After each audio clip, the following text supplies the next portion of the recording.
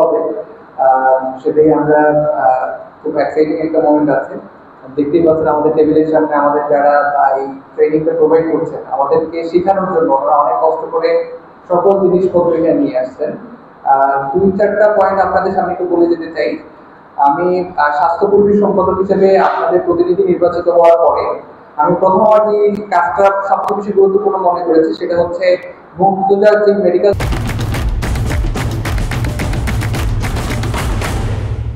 সেন্টারটা আছে আমাদের বিশ্ববিদ্যালয় মেডিকেল সেন্টার, এটা থেকে যেন আমাদের শিক্ষার্থীদের যে নিডস আছে এটা যেন ফুলফিল করতে পারি, এটাকে এমন একটা পর্যায়ে নিয়ে আসার জন্য সেখানে নিয়মিত সময় দেওয়া শুরু করি। সময় দিতে গিয়ে এমন এমন কিছু আজব মানে আশ্চর্যজনক বিষয় বের হয়ে আসছে যেটা আসলে দেখার জন্য আমরা কেউ প্রস্তুত না। মুক্তিযোদ্ধা মেডিকেল এমন একজন ডাক্তার আমি পেয়েছি যিনি প্রায় 40 বছর ধরে এখানে চাকরিরত আছেন, এখনো পর্যন্ত স্টিল না স্যালারি নিচ্ছেন, কিন্তু একদিনের জন্য তিনি মুক্তিযোদ্ধা মেডিকেল অফিসে আসেননি।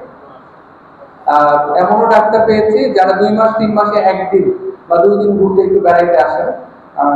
আর বাকি যারা আছেন তাদের সিনারিও এত ভয়াবহ না হলেও কাছাকাছি। কিরকম 7:30টায় অফিস, 10টা 11টার আগে অফিসে আসেন সংখ্যাটা খুবই কম। এবং হচ্ছে যারা অফিসে আসেন ধরেন যে 4 জন এখানে ডিউটিতে থাকার কথা, সেখানে প্রথমে হয়তো 2 জন ডিউটি করেন 12টা পর্যন্ত, মানে ওই যে ফুল টাইম আছে তার এই টাইমের অর্ধেক 2 জন করেন, বাকি অর্ধেক এসে পরের 2 জন করেন। মানে এইরকম একটা ভয়াবহ একটা সিচুয়েশনের মধ্যে দিয়ে এখানে যাচ্ছে। এরপরেও এমন একটা পরিবার পেয়েছে যেখানে এক পরিবারের 7 জন সদস্য বংশ পরম্পরায় সেখানে নিয়োগ প্রক্রিয়া চলে আর মানে কোনো যোগ্যতার বিচারহীন ভাবে জাস্ট হচ্ছে বংশ পরম্পরায় এই নিয়োগগুলো চলে। এটা যদি হচ্ছে আমরা একটু রেজিস্টার বিল্ডিং এর যদি একটু মুখ করার চেষ্টা করি তাহলে এই ভয়াবহ সিনারিওটা একেবারে মহা সাম্রাজ্যের মতো মনে হবে যে এই সিন্ডিকেটটা কিভাবে এখানে বাসা বেঁধে আছে। একজন রেজিস্টার বিল্ডিং এর স্টাফ মানে ঘটনাক্রমে ফ্রেন্ডলি কথা হচ্ছিল, ওখানে উনি বলেই ফেলছেন যে উনার পরিবারের প্রায় 70 জন সদস্য ঢাকা বিশ্ববিদ্যালয়ে জব করে।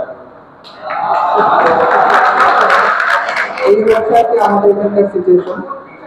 আমাদের সম্মানিত প্রভোস্ট স্যার এখানে আছেন, তারপরও সামনে থেকে বলতে হচ্ছে আর কি। তো আমরা আপনারা যাদেরকে সমর্থন দিয়ে নির্বাচিত করেছেন, আমরা আমাদের জায়গায় প্রতিজ্ঞাবদ্ধ আপনাদের সহযোগিতা এবং পরামর্শের সাথে নিয়ে এই বিগত 100 বছরের যে সিন্ডিকেট এই বিশ্ববিদ্যালয়ে বাসা বেঁধে আছে আমরা এই সিন্ডিকেট নির্মূলে কাজ করে যেতে চাই ইনশাআল্লাহ। আর এর পরের পয়েন্ট হচ্ছে স্বাস্থ্য পরিবেশ সম্পাদকের জায়গা থেকে বেশ কিছু কাজ চালিয়ে নিয়ে যাওয়ার চেষ্টা করছি, তারই একটা অংশ আজকে ফার্স্ট এড ট্রেনিং। আজকে 2টা হলে চলছে এট এ টাইমে আমাদের প্রমাণ হল এবং হচ্ছে জসীমউদ্দিন হলে। এর বাইরে গিয়ে একটা মেডিকেল ক্যাম্প আমরা প্রথম মাসে করেছিলাম এবং অ্যানাউন্স দিয়েছিলাম যে প্রত্যেক মাসেই আমরা এটা কন্টিনিউ করবো। তো এই মাসে আসলে মানে বিগত মাসে ফার্স্ট এড ট্রেনিং চলমান থাকার কারণে আমি নিজের ক্যাপাসিটি কোলায় উঠতে পারি নাই। এটা এই মাসে ইনশাআল্লাহ আবার প্রত্যেক মাসে আমরা মেডিকেল ক্যাম্প যেটা সরাসরি ডাক্তারের কাছে প্রেসক্রিপশন নেওয়া এবং ফ্রি মেডিসিন সার্ভিস আমরা এটা কন্টিনিউ রাখবো প্রত্যেক মাসে। এর বাইরে গিয়ে মেন্টাল হেলথ নিয়ে একটা প্রোগ্রাম করার সুযোগ হয়েছে, এটাকে আমরা কাউন্সিলিং প্রক্রিয়ার মধ্যে দিয়ে নিয়ে যাব এবং আমাদের যেই ক্লিনিক্যাল সাইকোলজির যে ডিপার্টমেন্ট আছে সেখানে যে কাউন্সিলিং পার্ট আছে সেটাকে আরো কিভাবে ফিজিবল করা যায়, কিভাবে স্টুডেন্টদের নিয়ন্ত্রণের মধ্যে নিয়ে আসা যায় এটা নিয়েও কাজ করার চেষ্টা করছি। এর বাইরে গিয়ে ফিমেল হেলথের একটা বিশেষ পার্ট একটা প্রোগ্রাম ছিল ব্রেস্ট ক্যান্সার অ্যাওয়ারনেস প্রোগ্রাম। আমরা ফিমেল সেন্ট্রিক আরো বেশ কিছু প্রোগ্রাম বাস্তবায়ন করবো যেখানে আমরা গার্ডেনের সাথে একটা অ্যানিউল করার সুযোগ হয়েছে, যেখানে ফিমেল হেলথ কেন্দ্রিক তারা বেশ কিছু ডিসকাউন্টের অফার আমাদেরকে করেছেন।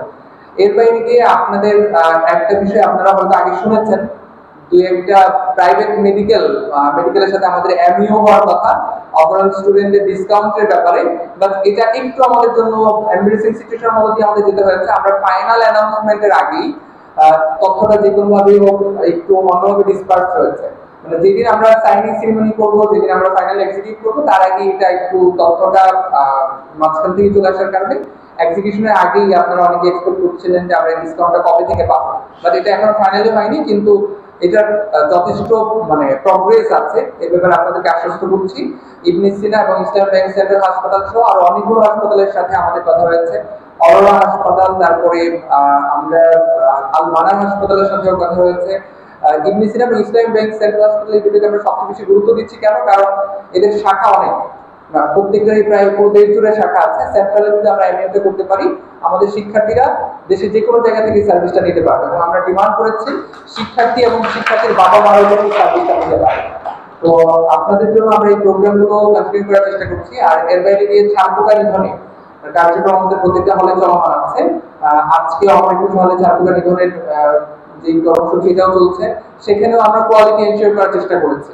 অনেকগুলো ফার্মের সাথে আমরা কথা বলেছি, বাট জসীমউদ্দিন হলে প্রাপ্তবয়স্ক স্যার থেকে শুরু করে ওখানকার প্রশাসন শিক্ষার্থীরা যাদেরকে রিকগনাইজ করেছেন যে বিগত সময়ে এই পেস্ট কন্ট্রোল ফার্ম ঔষধ দেওয়ার কারণে জসীমউদ্দিন হল ছাত্রকা মুক্ত, এমনটাই ওনারা রিকগনাইজ করার কারণে আমরা ওই ফার্ম সাথেই টাকা বেশি গেলেও তাদেরকে কনফার্ম করার চেষ্টা করছি। যে তারা আমাদেরকে এতটুকু চ্যালেঞ্জ দিয়েছেন যে যদি ছাত্রকা নিধন না হয় তাহলে তারা আবার ফ্রি অফ কস্ট আমাদেরকে আবার ছাত্রকা নিধনের জন্য যা যা করা দরকার সেটা আমাদেরকে করে দেবে। আমরা আপনাদের স্বাস্থ্য, পড়াশোনা, চিকিৎসা যা যা দরকার আমরা নিজেদের জায়গা থেকে আপনাদের পাশে থাকতে চাই। আপনাদের সহযোগিতা কর্মসূচি সামনের দিনে অব্যাহত রাখবেন।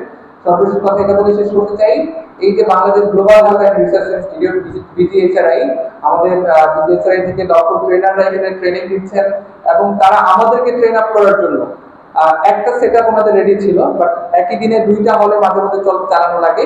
এটার জন্য আবার ওনাদের আলাদা অ্যারেঞ্জমেন্টের প্রয়োজন ছিল এবং আলাদা ব্যবস্থা ওনারা শুধুমাত্র আমাদেরকে ট্রেনিং দেওয়ার জন্য আলাদা এই জিনিসপত্র যা যা প্রয়োজন ছিল সেগুলো আলাদা ক্রয় করেছেন। ভাই আমাকে বলতেছিলেন যে সামনে যে পুতুলটা আমরা দেখতে পাচ্ছি এটা ক্রয় করতে ওনাদের প্রায় 3 লাখের মতো টাকা গুনতে হচ্ছে। শিশু একটা বাচ্চা আপনারা দেখতে পাচ্ছেন, এটার প্রাইস প্রায় 35,000 টাকার উপরে। এই যে হিউজ ম্যানেজমেন্ট, আপনারা টি শার্ট পরেছেন, নোটপ্যাড বুকলেট হাতে পেয়েছেন এবং একটা খাবারও আপনাদের সামনে যাবে।